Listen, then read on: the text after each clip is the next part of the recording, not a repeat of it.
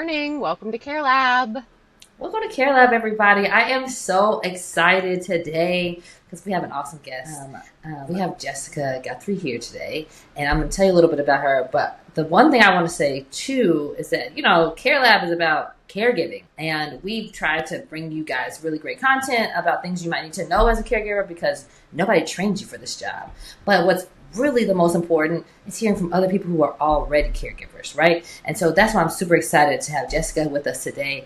She's a master in education, and she has her master's in education, I should say, and is a visionary leader reshaping the caregiving landscape through her lived experience as her mother's Alzheimer caregiver and over a decade of executive leadership experience too.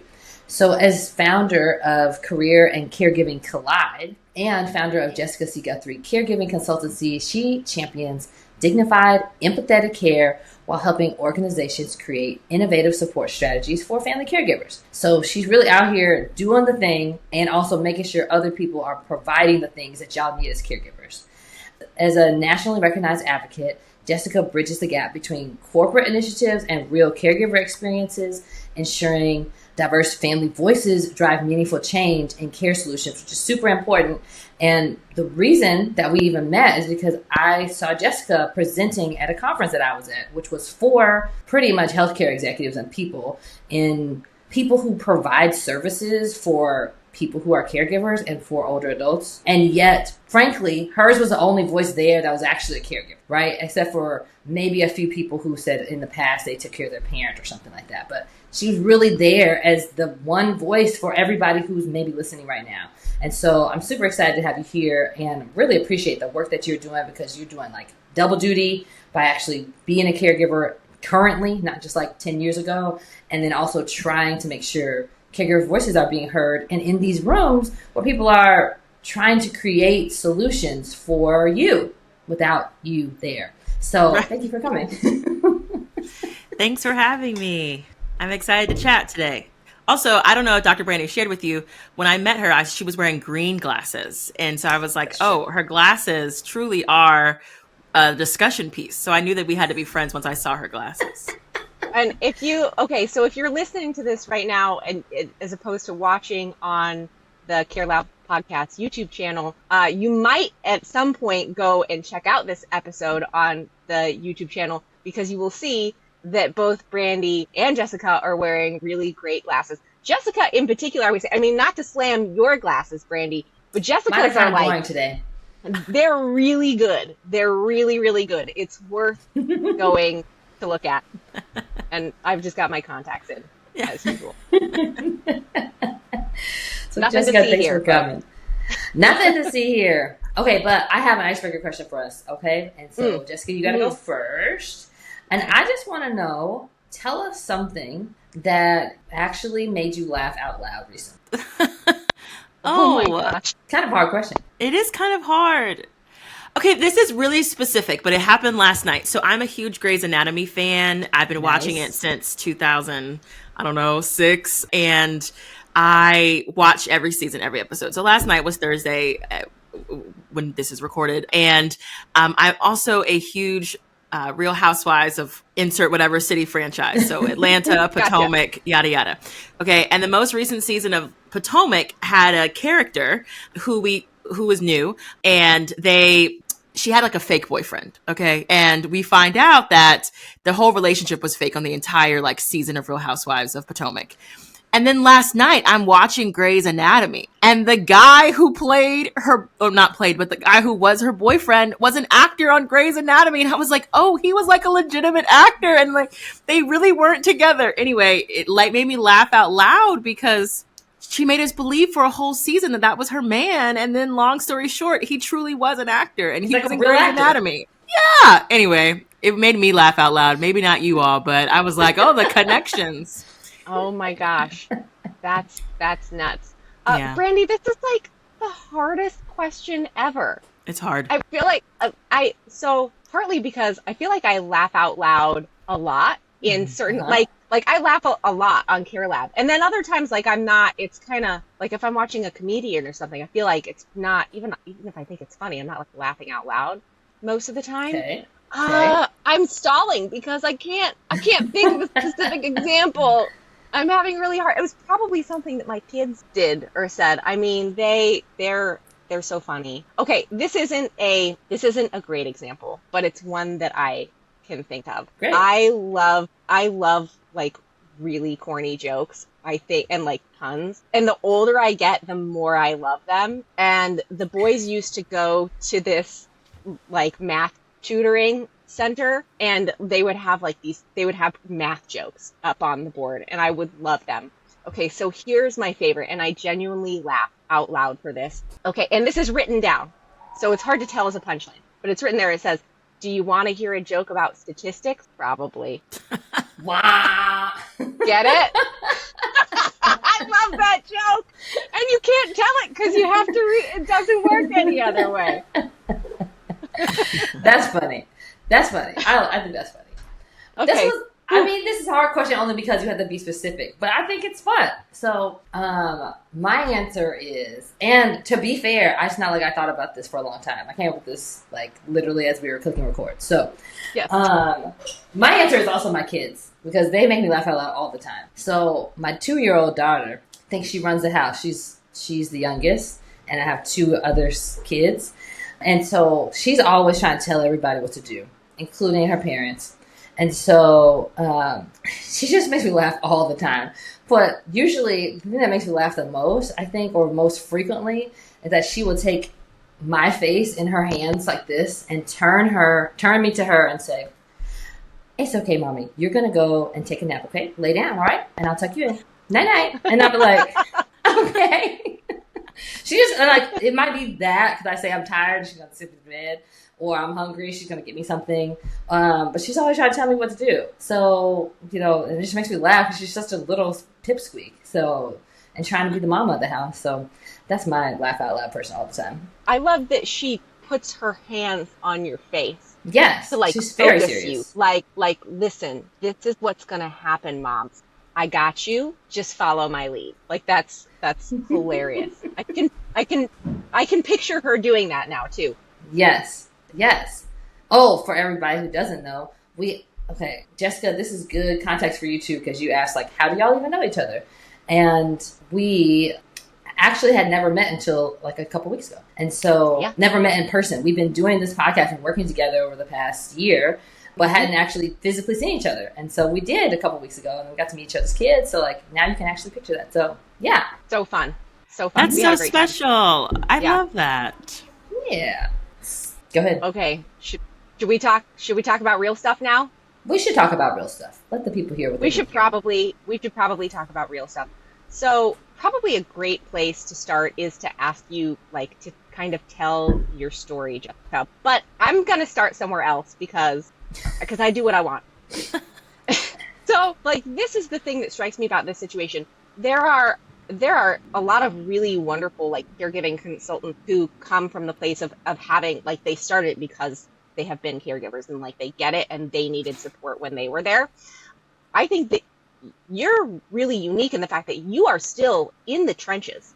Mm-hmm. Like as we speak, you're literally doing this. How have you managed to like find the grace and the time and the capacity to provide the services that you provide at the same time when you are going through it yourself?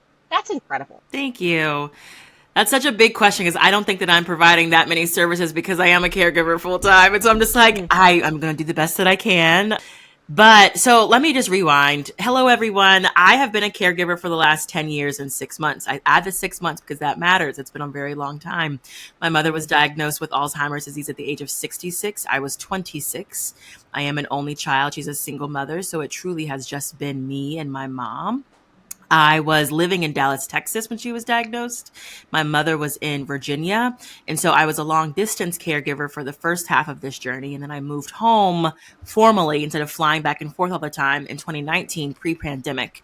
At the time, I was working in education. And so I all things education, leadership, management, and my job was so supportive, so great. And at the same time, once we got to 2023, my mother was declining. I put her on hospice in 2022. It was time for me to make a pivot. It was time for me to spend more time with my mom because she was declining and needed me to be more proximate.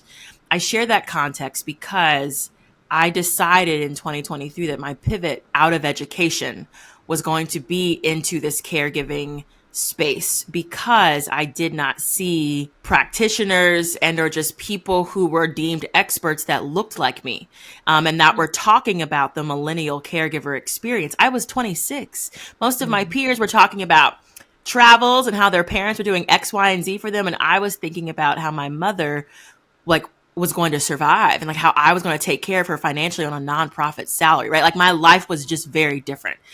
All that is to say, I pivoted into this caregiving space because I saw two things. One, young millennial caregiver perspective. But two, I realized very quickly that no one was really advocating for the family caregiver and no one was really looking out for the family caregiver. I had to figure out so much on my own by trial and error, by having to speak up and advocate. And especially when it came to dementia, Alzheimer's disease, you think doctors know, and they don't know anything. And it's and so I was like, wait, I'm confused why I have to come into the office with so many questions to get my answers and then still be told, well, you're doing a good, you're doing a good job. What you're doing is great. And you're like, yeah, but why is my mother no longer able to walk? You know what I mean? I had all these questions. So all that is to say, quick context background to answer your question. How do I do it all? I think there is power in the fact that I am still doing it. And it adds a level of credibility in the sense of I'm not just blowing smoke on social media. I'm not just sharing because I'm making something cute for content. I'm sharing because part of my experience that I felt so alone. I felt so invisible, and part of me sharing and amplifying and helping people online has created this sense of affirmation and community for folks, has helped people be like, oh, because of your story, I now know how to ask for what I need or advocate for my person. Because of following you, I feel less alone on this journey that also feels really lonely, right? So I think how do I do it? I do it because I don't look at it as, let me go create content. Let me go do this thing because I have to. It's because I just did it for my mom. So let me just put up the examples so that other people can learn from me in real time, because that's actually what's most helpful. Because I love so many great practitioners exist. And at the same time, what people really want is I just want to hear from a caregiver. I just want to hear from someone who's doing it and someone who's going to keep it real and honest. And that's truly just been my truth, while holding both things at once. Yeah. The thing that I think is so everything you said was important, but the two things that stand out to me the most is that you and others felt alone in the caregiving journey, and that you need help right when you need it. And there's just, it doesn't matter if you and I meet and I provide all the great education at year 1 of this journey when you didn't need some of those facts until year 8. You ain't gonna remember none of that, and so you need on-demand support. And I feel like that's a reoccurring theme in the things that we talk about at Care Lab too, about and the things that we hear from other caregivers who come on the show is those two really key things. You need help when you need it, and you also need to not feel alone. And so I know you kind of balked at Emilia saying you're providing all these services, but those are the things you're providing. So if y'all don't already know, you should be following Jessica on Instagram and all the social medias, all the platforms, because you're sharing in real time. And also there's a community there that people are super engaged and people are talking about the things that they're doing, what works for them. And so without creating, I don't think that should be minimized, I guess is what I'm saying. I think that's the thing that people need, and they just need to come to find it, and hopefully we can help with people find you. So thank you for absolutely. doing that. Thank you. Yeah. Hey there, it's Emilia. Listen, I am so thrilled to have a great resource like Ask Sammy as part of the Care Lab team, and here's why. It's a game changer for aging in place because it makes it so simple. All you do is ask. Just type in your question or even tell Sammy what the problem is and get tailored solutions. Everything from innovative adaptive equipment to comprehensive resources. It's a great way to become more empowered, to live more independently, and to live with greater confidence. And my favorite thing about how Ask Sammy works is it's deeply rooted in dignity and practicality.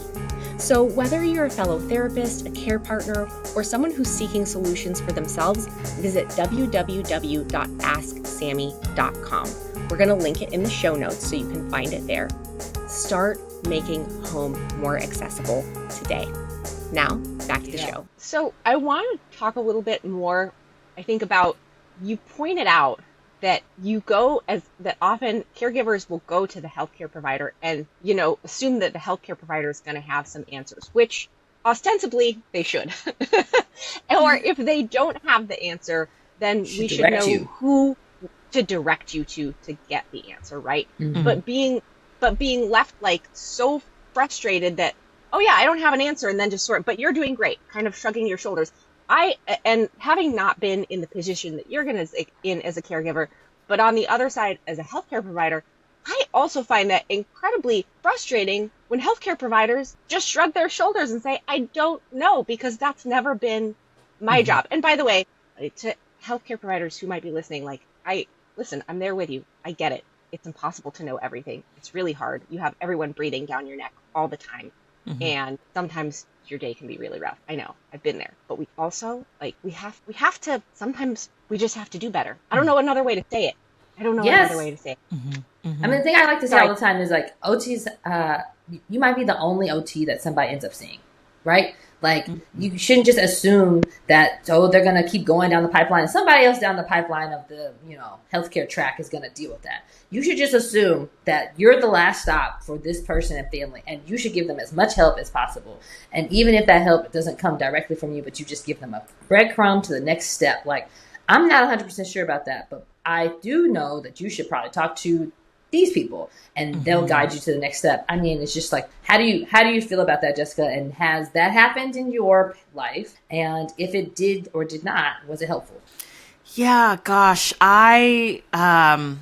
yes, it has happened. And I'm trying to succinctly put it all together. I think the thing that I come back to is, as a family caregiver, as Jessica, you don't know what you don't know, right? And so you don't know who you should know until someone either points you that direction or you hear about it from someone else to ask the question to get connected to that person. And I think the thing that I'll just offer in this space is I think there's an underlying assumption that caregivers know what to ask for or know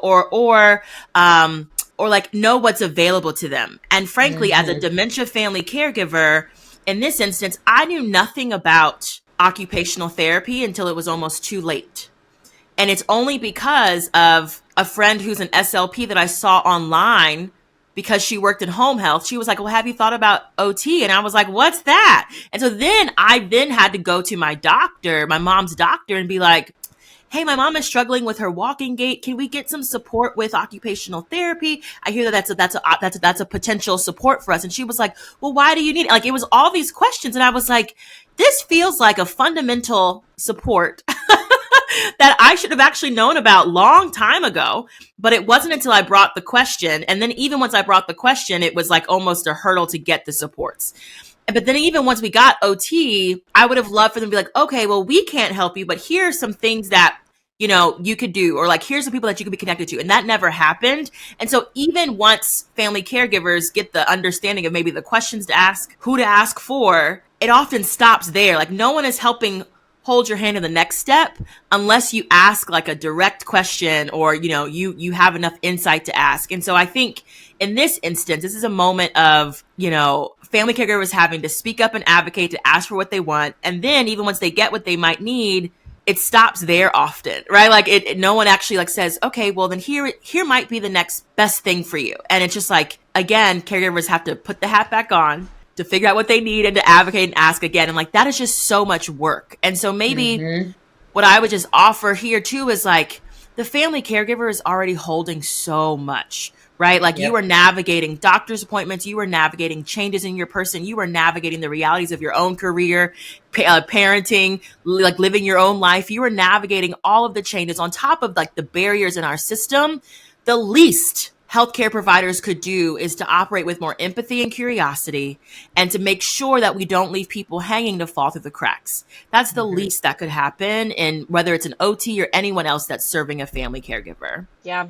I mean, I think really, really well said. And sometimes I think it's really easy to get caught up sometimes in like, the things that they have to providers about what's your productivity? How much are you billing for? Did you use the right code? XYZ. And what I like to have conversations about with other OTs who are going through it, or other just providers who are going through a period, is remember that the job is not a billing code. That's not the job. The job is to help the person in front of you in whatever capacity that you can within your own scope of services, and then to help them by giving them whatever else information they need for someone else's scope of service. But the job is to help the person that's in front of you. And I really think that if we do that, and we can like have tunnel vision on that, as opposed to the other 100 things that are coming at us at the same time and all those other pressures, I think everything else gets bigger, because guess what? We create better outcomes when we focus on helping the person that's in front of us, instead of thinking about what that CPT code is and do we need a G modifier, which makes sense to some people who might be listening out there. Right. Yeah, I think Jessica, what do you think is the thing that, okay, you've been on the caregiving journey for 10 years now, 10 years and 6 months. And when you think back to year 1 or 2, or even to people who are in your community that are in earlier stages, what is like a few things that you would want to have told that earlier Jessica, now that you know? Because, exactly what you said is true. You don't know the things you don't know until you get to a place. But maybe we can help the people who are not already at year 10, right? So what are like a few things that would have been helpful to know earlier on? Ooh, that's good. What would I have told younger Jessica, 10 years ago Jessica, now that I know what I know? One is that, like, okay, you have a diagnosis, but like your mom isn't dying tomorrow, right? And so you can slow down. You can, and you should slow down and get really proximate and get really present. And I'm speaking through the lens of dementia, but I think for any, terminal illness or disease that your person might have, it's like, continue to make the memories, continue to treat your person for all the humanity that they are, like for all of their humanity, right? Like continue to make them feel loved and seen and valued, and create the spaces for them to thrive and flourish, even as things change. And so for every caregiver, slow down. You don't have to have every, routine, system, and structure figured out just because you just got a diagnosis. Like, yes, be proactive. Like, yes, be on top of it, but, breathe. I think the second thing I would say is that you are your person's eyes, ears, and mouth, right? Like my mother now is currently no longer verbal, but even when she could talk, and navigating things like dementia or just navigating the healthcare system in general, you've got to be on top of it. And I would tell any new or younger caregiver that, like, it is your job to keep clear records. It is your job to tell the story and to build the narrative of what is happening with your person. Because frankly, whether it's, home health, whether it's your doctor, whether it's, hospice, you yourself are the only person that is likely there 24/7 that knows all the ins and outs of your person. And you are the expert. And so, like, own that and be proud of that. And like, don't let anyone else drive that boat but you. So there's that. And I think the third is truly lean. And people say that, and I hate when people say, like, lean on your community. And it's like, actually hold the phone. One, community will look different than you think. And so I wish I would have known this 10 years ago, is that, like, the people that will show up for you are the people that you least expect to show up for you.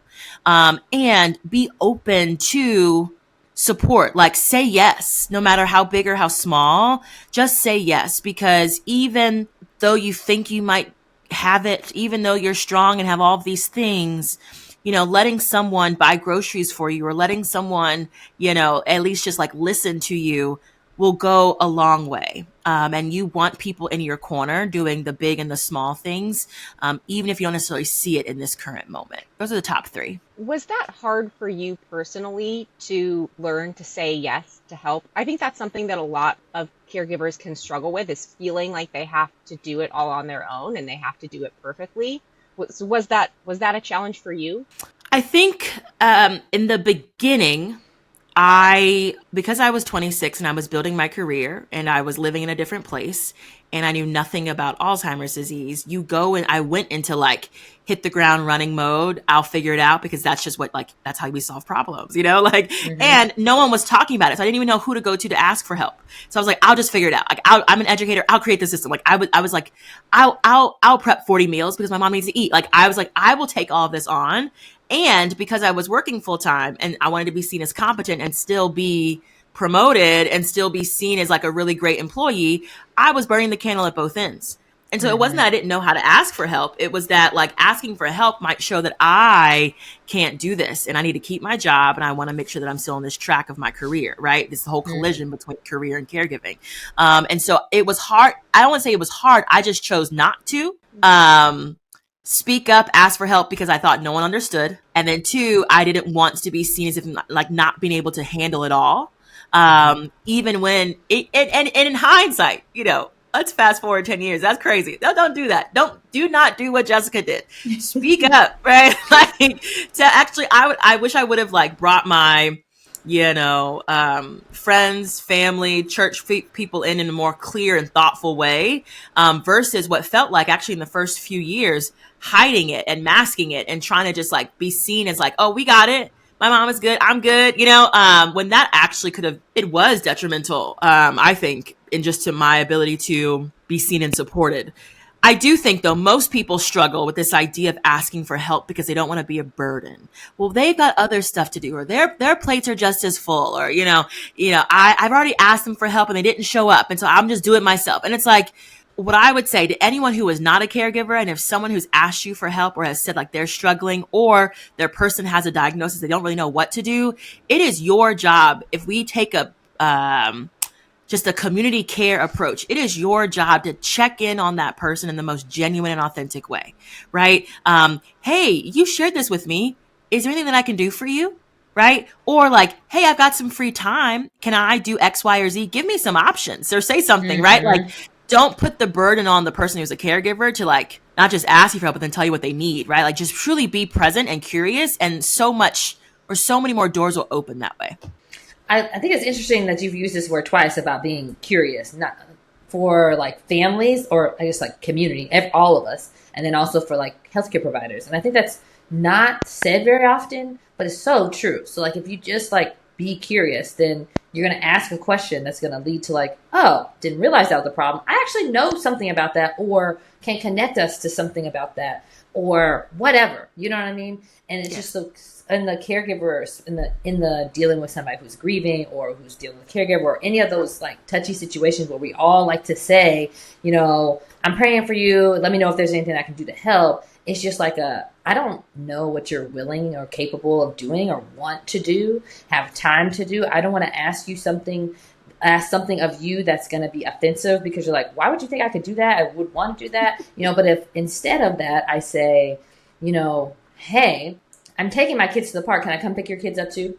And then like, I don't need to say like, so you can have a break, so you can take care of your mom, so you'll figure out what to do with your time. Listen, I'm already doing it. It don't take no extra effort for me to just swing by and do that. That's the thing that's in my wheelhouse. It's not a burden to me, right? I'm not going to offer something that is a burden. And so if we can be more, I think that's like just a human thing, that if we can be more like that with the people that we love, you care about them. That's why you're saying, what can I do to help? But that's just not that helpful. But if you're more curious about like, hey, I'm doing this, and this. Does any of that sound good to you? Can I do any of that for you while I'm doing that? And then you can tell me yes or no. Yep, that's it. Mm-hmm. Care Lab listeners, it's Brandy, and as the founder of a platform made to make aging in place easier for everyone, I knew it would be incomplete if we did not have education, especially for caregivers. So whether you're a family caregiver or somebody who trains a whole organization, Higher Standards Caregiver training videos are for you. I'm so proud that we were able to partner together with Emilia in order to provide these to you because they're easy for everybody.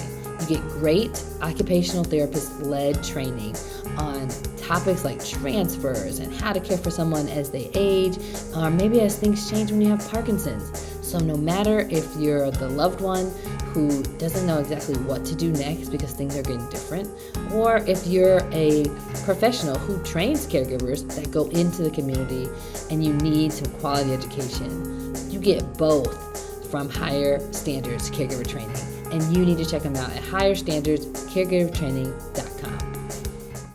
I think to the point, a point of curiosity from healthcare providers and medical professionals, Yes. it's just that, like, Yes. I think especially when coming into the home, right? Like, I've experienced so much home-based care from my mom, whether it's home health, palliative care, and now hospice care, and even navigating the neurologist outside of the home. But I think I keep pushing this word of curiosity because I think I experienced so much over the last 10 years, a lot of assumptions about what I knew or didn't know. A lot of assumptions about my understanding of my mother's disease, and a lot of like people writing us off for not listening. And it's like, actually, like, hold the phone. As the family caregiver, I have got a lot of knowledge. I'm the expert here. And I frankly understand what you should be doing, what you should not be doing. You're not doing any of it, right? Like, it's one of those things where it's like, hey, if you would just slow down to say, hey, can you tell me what are the things that you noticed with your loved one over the past few weeks? Or like, hey, is this typical of her usual routine? Like, I'm making up questions, but like, it's like, if we actually treat family caregivers and ask questions and be curious about what care looks like in the home, you would get way more out of a family caregiver and truly be seen as a partner versus someone entering to the home for 20 minutes to do your iPad checklist of things, right? Like, the family caregiver, I think often I felt a lot of times where it's like, gosh, if she would have just asked the question versus assumed that I didn't know what I was doing, this would have been a very different conversation. Or just ask the question, realize that I didn't actually know how to do X, Y, or Z.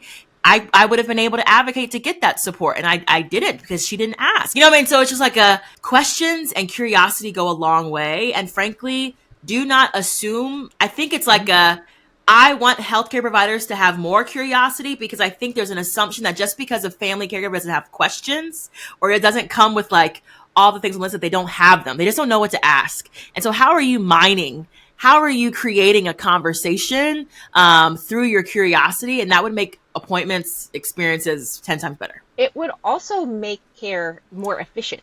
Yeah, too. And person-centered. Yes. Because if we actually, it might take longer to be curious and ask those questions in the first place, but then guess what? It actually allows you to address things in a way that is meaningful. Yeah. And so you're not going to have someone who's making more appointments or coming back into the office or is repeat through the ER over and over again for the same problem, because we can actually, we can get to the root cause of problems. And even if we can't cure what is going on, we can address the underlying like functional thing that needs to happen to make it better or make it manageable. And so it's not actually like it feels like we don't have time to do these things, but actually we don't have time to not do these things. And so no one became a healthcare provider because they didn't care about people, right? Or I hope not. If you did, wrong job. But like if you did, then the reason that you love the job is because you do care about people, and it's so much more rewarding to, I love your use of the word curious, Jessica. It's just like monumental here to be curious and to show interest and form a partnership. That is like, that'll remind you what you love about the job. You know, this is the heart of which, you know, this is the reason why I really love caring for people, right? Is to be able to ask those questions and I come to you and say, hey, you're the expert on your mom. I'm the expert about like the stuff that's around here that could be helpful to you. Let's talk together about this and see if we can find some things that make sense for us to work on, right? But on playing devil's advocate, I can hear the wheels clicking in some healthcare provider's head right now saying, well, if I ask open-ended questions like that, my visit is going to be 60 minutes and I can only be there for 20. You know, if I ask an open-ended question and they have a question that I can't answer, then I feel bad that I don't have a solution for them, right? Like I don't know how to make sure that I'm operating in my own wheelhouse. And so it's sometimes easier to think I will just like stick to my topics, right? And make sure that I do, then I at least know I did those things right. And so the thing I would push back on that is, one, what you said, Emilia, which is you can't afford not to be thinking in this way or using person-centered care strategies in this way, because otherwise your care is, for lack of better words, worthless, right? Like, it's fine if somebody came and checked her blood pressure and check her sugars and all the things. Like, that's fine and good, and we should do that. But if that didn't like move the needle on either making your caregiver stress less or making her healthier, then it's worthless. Personally, I think, in my opinion, and so if you're really trying to make a change, right? It's less. Like it's less certainly effective. less effective. Yeah. Yeah. I mean, maybe you'll pick up on something that's happening that you wouldn't have picked up on if you weren't checking those vitals. But like, you are worth so much more. You as a healthcare provider has so much more knowledge, and also the family and the person is worth so much more service than that. And so I know this is a 100% shameless plug, but that's exactly the reason why we created Ask Sammy, so that you could have at least something to point somebody to. And we might not have all the answers either, but at least you can say, okay, Jessica, you asked me a question I don't have an answer to, but I'm thankful that you told me, this might be a good resource, and either use it or send them to use it. So at least there's a next step, right? And then like, we'll make sure you get to the next step. And like, just find at least one resource in your wheelhouse that is like, hey, this place has something for most of the things that I don't do, but my clients definitely need. And so I'm going to make sure I refer them to that. It's just so much more helpful to be able to ask those questions and like be more meaningful in the care that you provide, because you can. Mm-hmm. Mm-hmm. So Jessica, because I know we're coming up to our time here, but I had a couple more questions for you before we go. One is, and I hate to put you like super on the spot, but that's why I wonder if there, to put you on the spot, what's like the most recent lesson that you have learned on your journey as a caregiver that you would want to share with people? And then second, where can people find you and your content and your services? Great. Do the easy question first. Social media, you can find me at Career Caregiving Collide, all 3 words, 3 C's, Career Caregiving Collide, where I share vulnerably and honestly the life of a full-time caregiver of someone living with Alzheimer's disease. My website is jessicacguthrie.com. And everything's there. So there's that. In terms of biggest lesson that I've learned as a caregiver, okay, so you can say whatever you want. Okay, great. You have the Care Lab podcast. You say what you want. Do what you want. Do what you want. Okay, so I'm going to kind of hit like different sectors. So like as a family caregiver that is now navigating like healthcare spaces or like, advocacy spaces, startup spaces, right? Working with medical providers, business owners. Okay. So as someone who is in that space, something that I've learned in the last year is that there are well-meaning folks who truly care about care, who truly want to see progress and, innovative things created for family caregivers and or like for the relationship between the family caregiver and medical providers, whatever it might be. There's so many great people who care. Yet what I've learned is that like there aren't very many family caregivers in this space that are helping drive those creations. And so I think what I would offer to anyone who's listening, it's like, if you want to create something, if you want to build a business, if you want to build an app, if you want to build a product and you don't have family caregivers on your board, in your leadership team, in your space of helping you design, like you're fundamentally already 2 steps behind.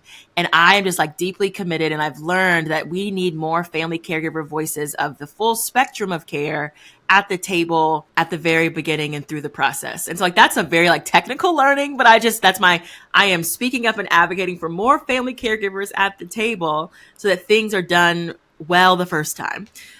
And done through the lens of what impacts family caregivers, not through the lens of Medicaid, Medicare, and or whatever system you're working within. The second lesson that I've learned as someone who supports other family caregivers is that like everyone thinks that they're alone. Everyone thinks that no one understands. Everyone thinks that like they are like on this journey by themselves. And frankly, like, yes, there's a lot of loneliness as a family caregiver in whatever disease you're navigating. But people often don't realize that like the folks around them are also navigating care challenges, but we're not conditioned to talk about it. We're not conditioned to like lean on each other. And, care has to be a community effort in the sense of like, I see you, you see me, and like, I am willing to show up for you and be present and like help you navigate X, Y, or Z because, you know, you thriving means I get to thrive. And like, I just think that the more people step outside of like their blinders of their own experience, which is very real, right? Don't get me wrong. The more you realize like you're not alone. There's actually more people that have more things in common with you than you think.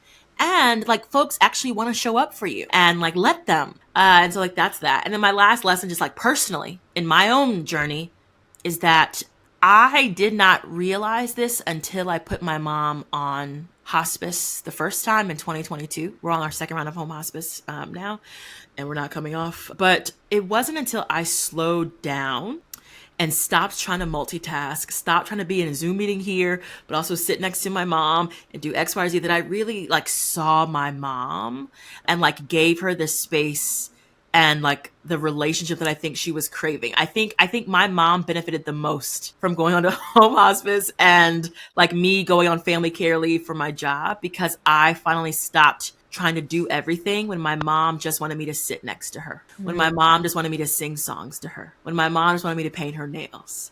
And so the lesson here is, I think, and I mentioned this at the beginning, it's like, I think we try to do and be everything for everyone.